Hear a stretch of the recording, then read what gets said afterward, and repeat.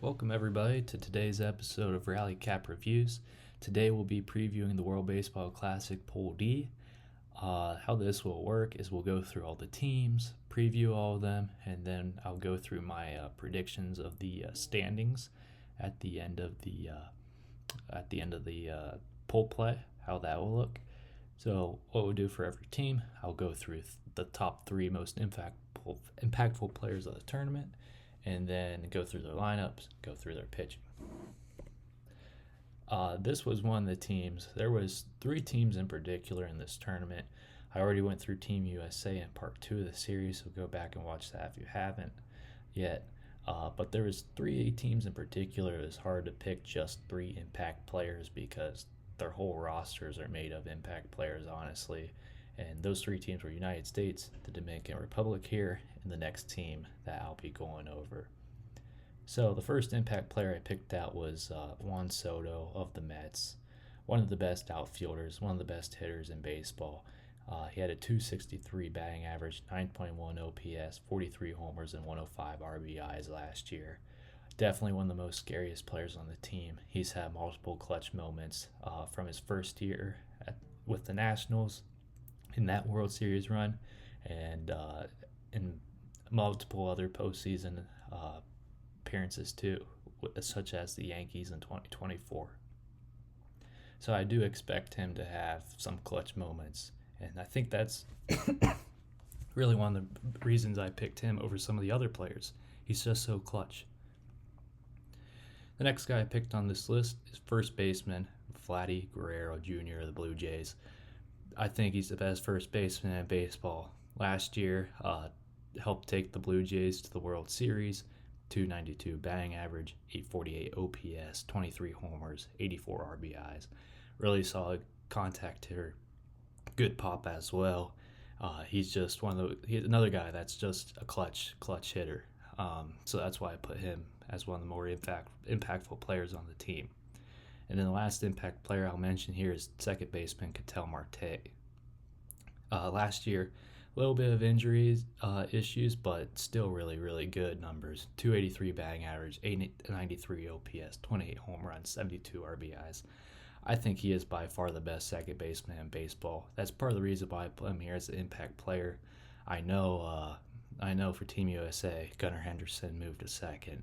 But even then, I might take Ketel Marte over him. It's close. But in terms of just pure second basemen without switching positions, Ketel Marte is by far the best second baseman on the planet. So I felt like I had to give him a spot on this list as an impact player. But again, we look at Dominican's projected lineup. We got catcher Agustin Ramirez. Had a really solid rookie year for the Marlins. I expect him to keep that up. Good pop. He's not maybe the greatest defensive catcher, but again, when you got that much pop, I think you could take him over Austin Wells, who's another solid catcher. He'll be backing up Augusto Ramirez, I expect. Or more so platooning. I mean, that's one of the interesting things about this tournament, as it's during spring training. You want to get all the guys possible in while still winning every game. So I expect them to more split time this tournament. And that first, already mentioned Vladdy, best first baseman in baseball. Second, Ketel Marte, best second baseman in baseball. Manny Machado, I think he's still a top 3 third baseman in baseball. I'd put him behind Jose and probably Caminero now, which we'll get to in a little bit. He's had a lot of success at the MLB level. Great hitter, solid third baseman, and so I expect him to contribute a lot for this team. Geraldo Perdomo at short, really solid season last year. Really great hitter, really great contact hitter, and he provided a decent pop as well. For a contact hitter, with such a high walk rate, such a low strikeout rate, you do like to see the pop he brought too. That's why he was one of the most impactful hitters in baseball and was receiving some MVP votes last year. And then additionally, not listed here, you have Jeremy Pena at short too, who is again one of the best shortstop in baseball. shortstop for the Houston Astros. He had a really good season last year. Already mentioned Soto. And then you got Julio Rodriguez and Fernando Tatis Jr. in center and right, respectively.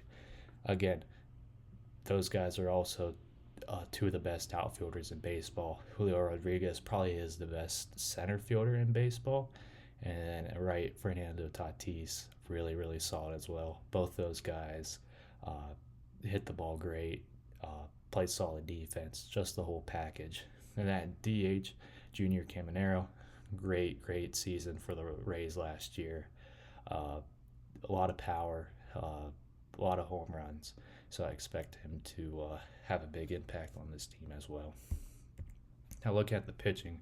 This rotation is one of the better ones in the World Baseball Classic. Christopher Sanchez was a great pitcher last year. Sandy Alcantara wasn't as great, but he did show signs of great things in the second half, and I expect that will continue through this season.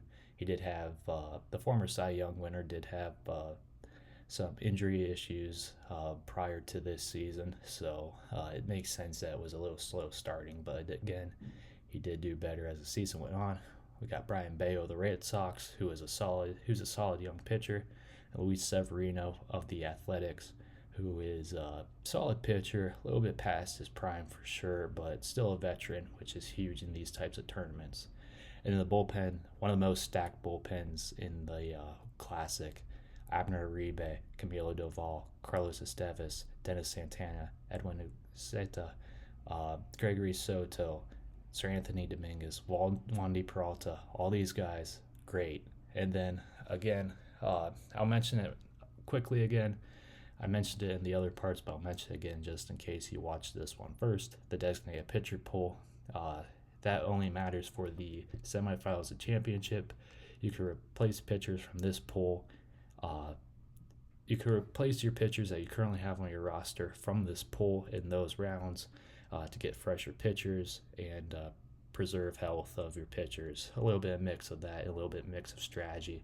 And when you look at the designated pitcher pool, you see Luis Castillo here. So if they do make it to the semis or championship, having Luis Castillo, another great starting pitcher, another consistent, he can provide you innings. That's a great thing for Dominican Republic. This is another one of the greatest rosters ever created, I think. Talked about the U.S. the other day, but this one is another one of the top ones. I think another one of the top ones, Team Venezuela. We're going to talk about their impact players. First impact player I have listed, Ronald Acuna Jr. Last year, coming back from injury, and he looked pretty similar to his former MVP self. 290 batting average, 935 OPS, 21 homers, 42 RBIs. Really, really solid numbers after coming back from injury.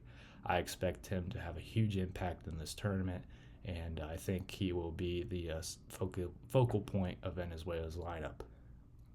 And then another outfielder, we got Jackson Chourio of Milwaukee. Last year he hit 270, 770 OPS, 21 home runs, 78 RBIs, 21 steals. Another just really, really solid outfielder. Another guy that could hit great, another guy that could field his position. He's going to be another big part of Venezuela's roster here. And then starting pitcher, I put Ranger Suarez. This was another one that it was just tough to pick three people. Played for Philly last year, Boston this year, but last year had 157.1 innings pitched, 12.8 record, 3.2 ERA, 1.22 WHIP, 151 strikeouts. He had one of the best years of his career. If he pitches like that, Team Venezuela is going to have a big boost in the pitching staff. So look at the rest of their projected lineup. Catcher, Salvador Perez. He's played in World Baseball Classics, World Series before, ton of experience, great hitter, one of the best hitting catchers in the league still, even though he's getting older in age. First, Luis Arias, arguably the best contact hitter in the game. He had what would be a down year for him last year, but still hitting the 290s. He's usually hitting above 320.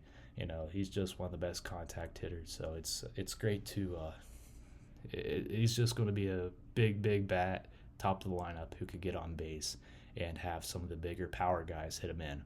Second base, Andres Jimenez. He hasn't been that great offensively since his breakout year in 2022 with the the Guardians, but he's still one of the best defensive players in the game. Definitely the best defensive second baseman in the game. So he's just a valuable guy to have in the lineup. And additionally, he can come in clutch here and there. He came in clutch a few times with the Blue Jays in their run to the World Series last year. He came in clutch a few times in the 2023 World Baseball Classic for Venezuela. And at third base, Eugenio Suarez, one of the best power hitting third basemen in the league, almost reached 50 home runs last year with the Diamondbacks and Mariners. With the Reds this year, after a few seasons with some different teams, back to the Reds. And again, he's just one of those guys that it's scary facing him because he could hit a home run at any time. Shortstop, got Michael Garcia. He's he's usually at third. He is with the Royals, but again, he's been one of the best third basemen in baseball last year, especially.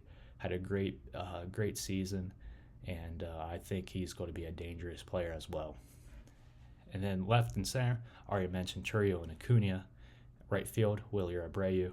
He had some great moments with the Red Sox last season. Very, very scary hitter, and I think he can contribute to this lineup as well. And DH Gleyber Torres, he traditionally plays second. He does with the Tigers.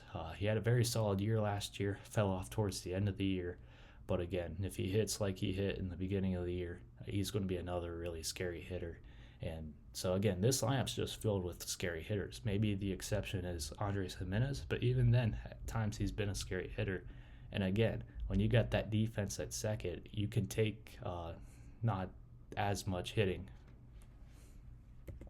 And the pitching staff, we got Ranger Suarez, Herman Marquez, Eduardo Rodriguez, and Emmanuel de Jesus in the rotation. I don't think this is as solid as the Dominicans, but still pretty solid. Besides Ranger Suarez, we already talked about, the rest of the guys are solid in this rotation, veterans, and I would trust them in these World Baseball Classic games. And again, the bullpen, it's not as solid as Dominicans as well. Jose Budo, Angel Zerpa, Eduardo Bazardo, Carlos Guzman. Those are some guys that are solid guys that will contribute to this bullpen. But again, it's still a really solid bullpen compared to, 90% of the teams in the World Baseball Classic, but it's just not quite to that level of the Dominican. And then again, designated pitcher pool. If they get to the Sennheiser Championship, Jesus Luzardo was very good for the Philadelphia Phillies last year. That'll be a huge addition if they get to that point to provide them some pitching help. So in the pool play, I don't really know. There's still going to be one of the best pitching staffs in the pool play round for sure. However, I just don't think they're as good as the Dominican, who is by far the best pitching staff in this poll. Next, we're going to be looking at Team Israel. 3 impact players they have for Team Israel. Outfielder Harrison Bader for the San Francisco Giants. Last year, between the Twins and Phillies, he had his best hitting season of his career. 277 batting average, 796 OPS, 17 home runs, 54 RBIs, 11 stolen bases. He's not a traditional hitter first type of guy. He provides really good defense and really good speed. So even if he isn't hitting, he still contributes elsewhere. But he is one of the better hitters on the team, and I think he will have to produce if Israel is going to pull off some upsets.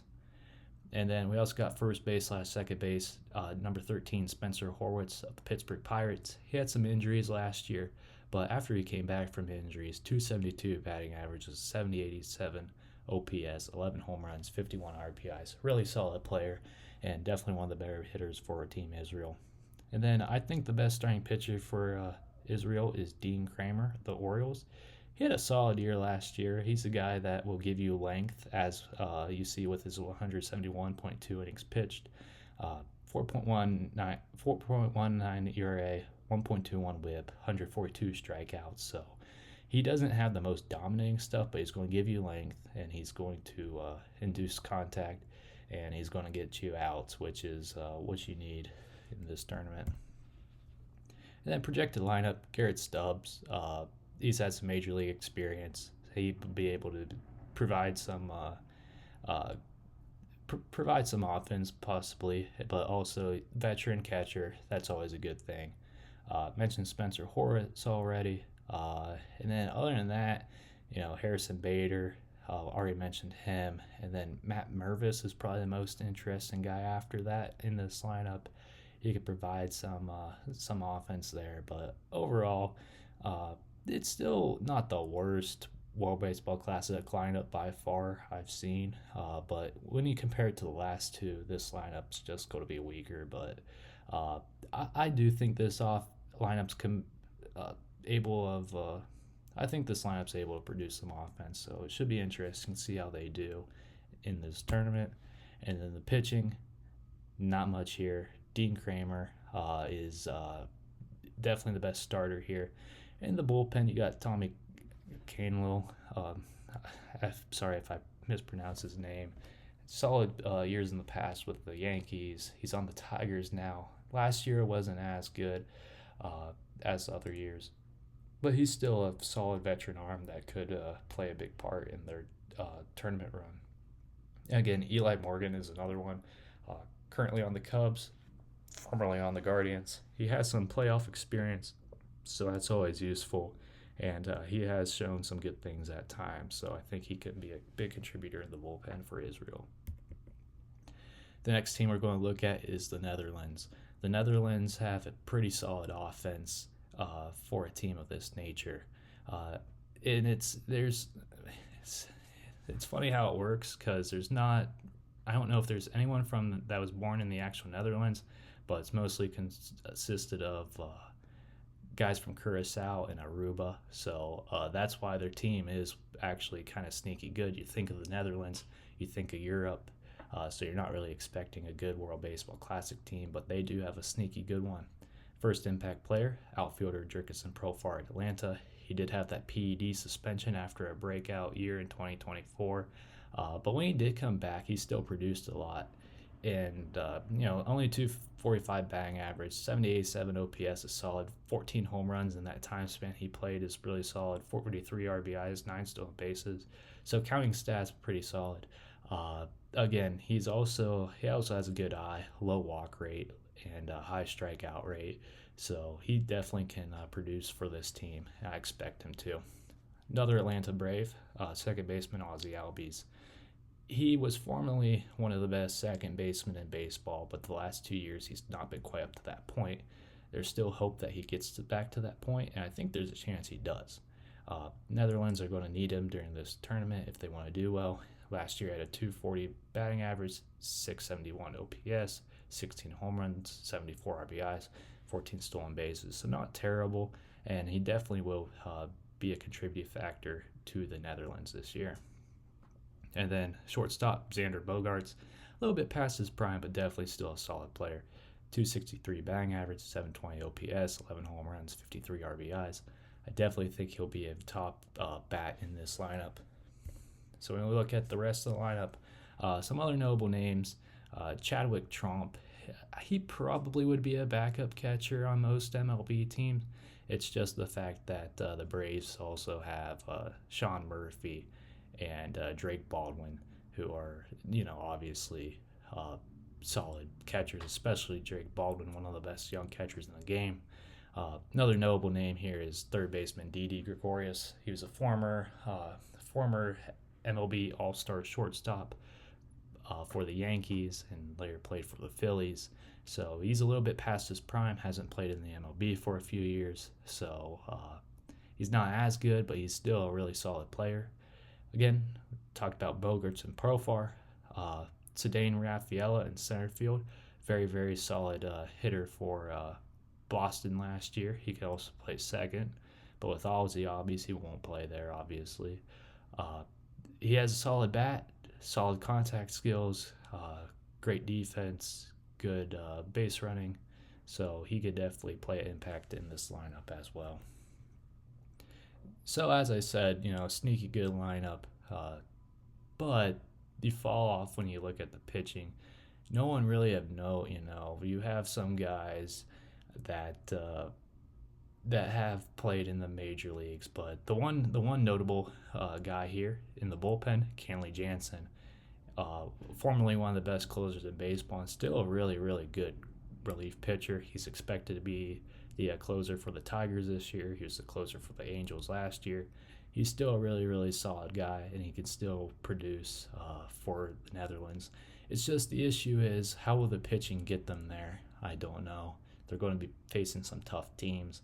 If their pitching was a little better, I would be more willing to give them the upset over Dominican and Venezuela. I think it'd be a lot more probable.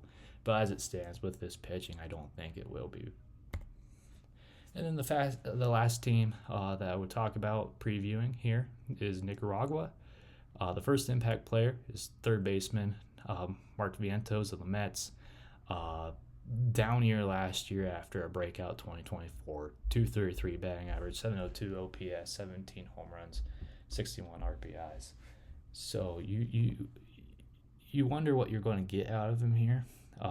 He's still by far the best hitter on Nicaragua.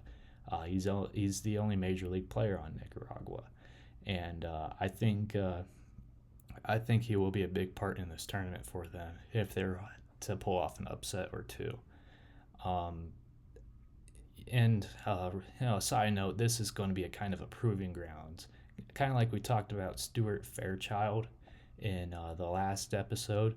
Mark Vientos is going to be not only trying to, perform for Nicaragua, but also perform so that he could possibly get a spot in the Mets lineup.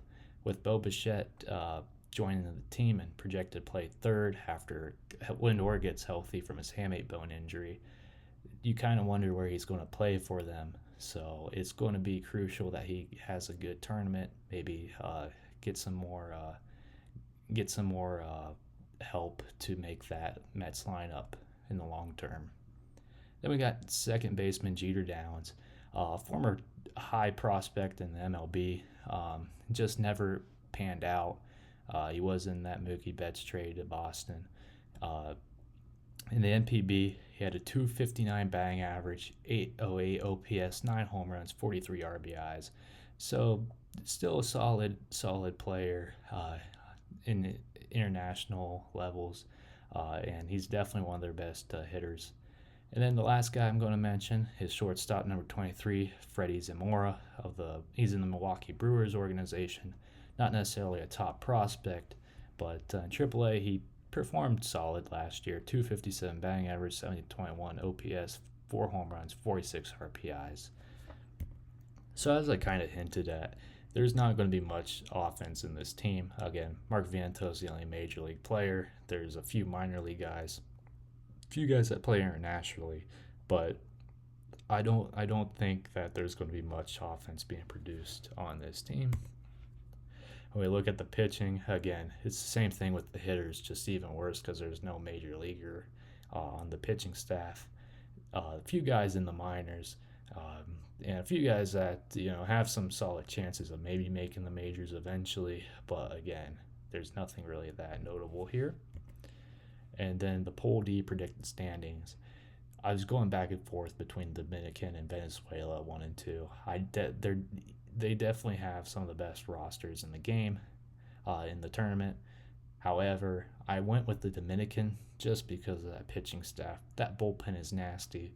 Give the Dominican a lead. I have a hard time seeing them blow it. Whereas Venezuela, they still have solid options in the bullpen, but not to that extent.